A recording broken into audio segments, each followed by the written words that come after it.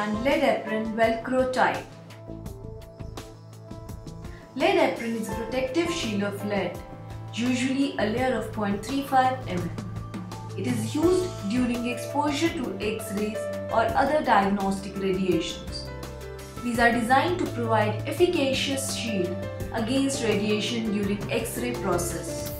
These Velcro type lead aprons give protection to the front body.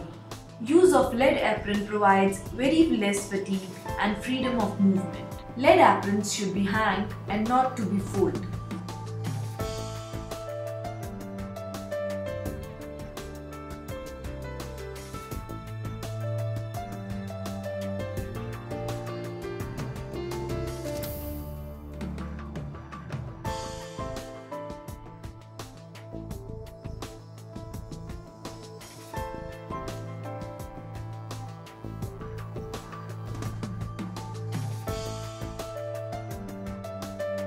For more information, you may log on to www.narang.com or www.surgicalshop.com.